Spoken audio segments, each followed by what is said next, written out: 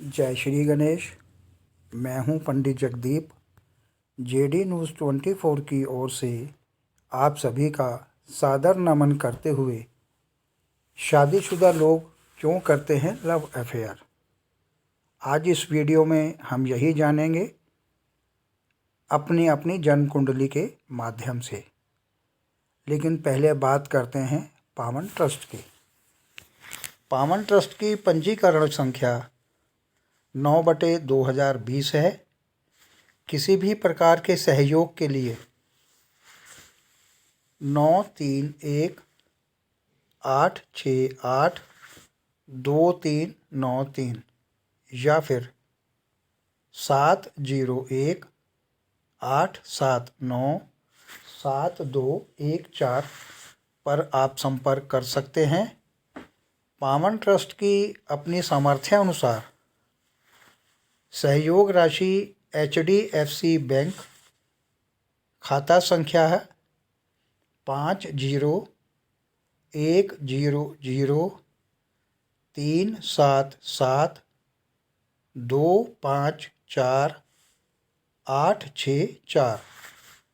IFSC code है HDFC 0001438।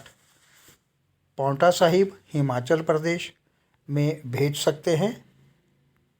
साथ ही JD news 24 के वीडियो देखने के लिए हमारे इस चैनल को सब्सक्राइब करना और बेल आइकन हिट करना न भूलें।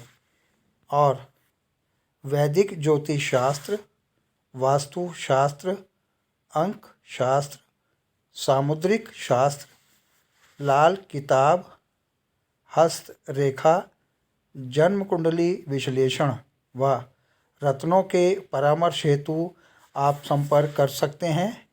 हमारा संपर्क सूत्र है 9318682393। अन्य संपर्क सूत्र है 7018797214। तो अब आते हैं मूल विषय, शादीशुदा लोग क्यों करते हैं लव अफेयर। जानते हैं अपनी अपनी जन्म कुंडली के माध्यम से। आज के समय में कितनी ही शादियां सिर्फ इसीलिए टूट रही हैं कि पुरुषों का किसी और महिला के साथ लव अफेयर होना। शादी के बाद एक्स्ट्रा मैरिटल अफेयर होने का मतलब है कि कुछ पत्नी अपनी पत्नी के अब पहले जैसा आकर्षण व लगाव नहीं रखते हैं। ऐसा शुक्र, मंगल, राहु, चंद्र और केतु के प्रभाव के कारण होना संभव होता है। कुछ नया करने की चाहत चंद्र और शुक्र पर केतु के प्रभाव के कारण होता है। पुरुष हमेशा कुछ नया करने की चाहत रखते हैं। वह हमेशा अपनी दैनिक दिनचर्या में कुछ नया चाहते हैं और एक रोमांचक चीज़ों के साथ संबंध जोड़ना चाहते हैं। कुछ लोग बहुत जल्दी अपनी रोज़मर्रा की ज़िंदगी से बोर हो जाते हैं। ऐसे में वे ही लोग शादी के बाद लव अफेयर जैसा कदम उठाते हैं। सेक्सुअल इच्छाओं का कारण होता है मंगल और शुक्र पर राहु का प्रभाव और निर्बल चंद्र का होना।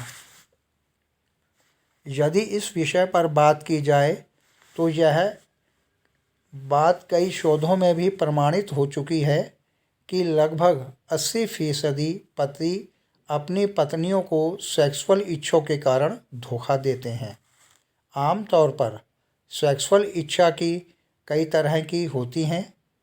उनके भीतर सेक्सुअल एडिक्शन हो सकता है, जिसके चलते वे अपने मौजूदा रिश्तों से असंतुष्ट होकर नई जगह संबंध बनाने की कोशिश करते हैं।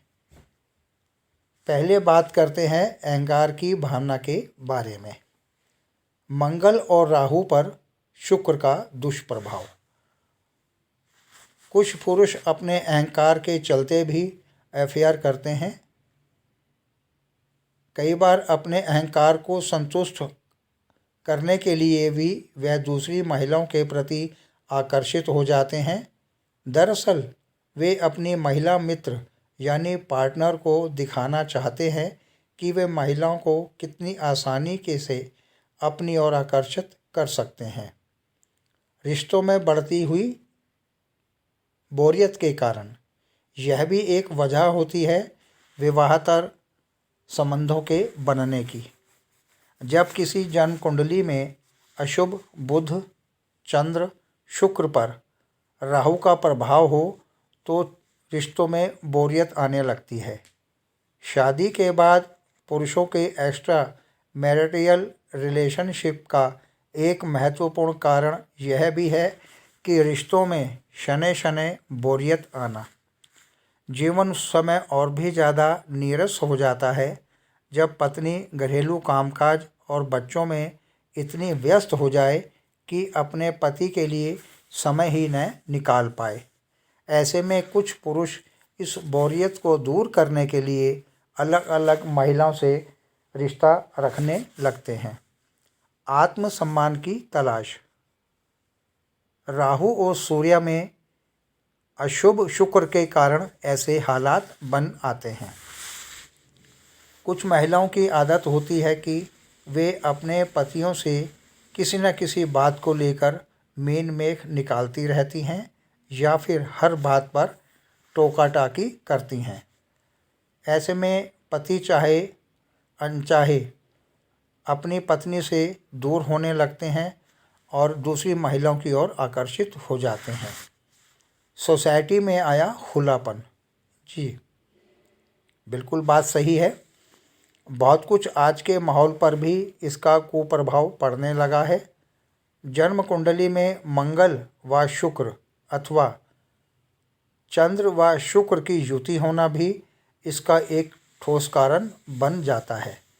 यह सच है कि आज के समय में विवाहेतर संबंध बहुत आम बात हो गई है। आज वर्क प्लेस पर महिला और पुरुष दोनों कंधे से कंधा मिलाकर काम कर रहे हैं। ऐसे में पुरुष महिलाओं के साथ उठते बैठते अपनी भावनाएं शेयर करने लगता है, जिससे वह चाहे अनचाहे नए रिश्तों में बनता चला जाता है और अपनी पत्नी को धोखा देने लगता है। कार्यों के दौरान महिलाओं से मिलना, इसकी वजह बनते हैं केतु व शुक्र की युति।